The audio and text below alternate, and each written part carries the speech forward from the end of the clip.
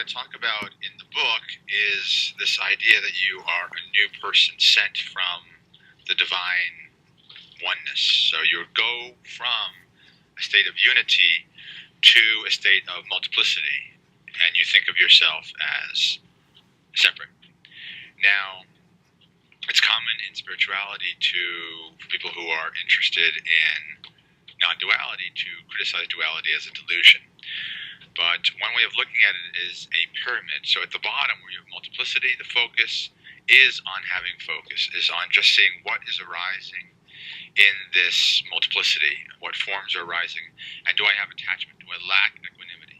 Because at the unity state, at the top of the pyramid, there is equanimity because it's all you, it's all one thing. So the very definition of being separate, of being multiplicity, a separate person, that illusion, the way that illusion works is to not have equanimity, to have attachment, a desire or a fear about some form. That's how you stay in that state. And there's nothing wrong with that state. That state is part of this divine pyramid. And so instead of trying to escape it to reach a state of duality where there's you and God or unity, what if we just focus on accepting the forms that are arising and noticing in each moment when there's no equanimity, and then seeing if we can, through various techniques, find a sense of equanimity.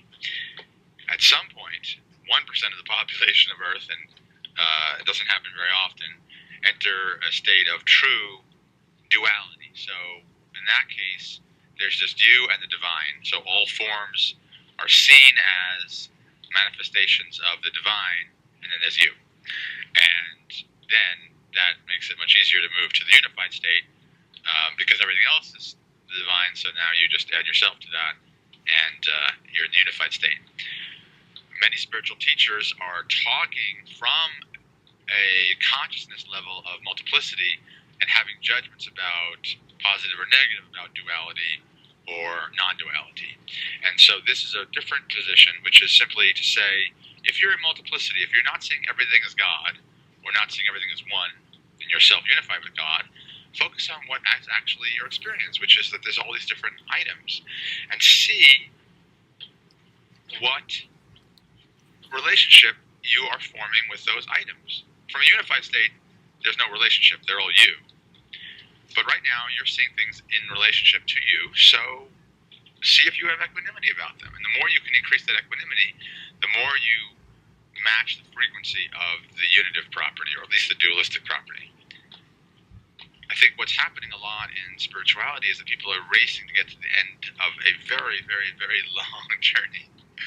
And so that's because the ego has attached to not wanting to suffer anymore. But the idea instead is to notice the suffering and send compassion to it, to surrender the resistance, because the resistance isn't serving. And one way to do that is to focus on meditation practices, which I can share at a later time. Thanks for listening.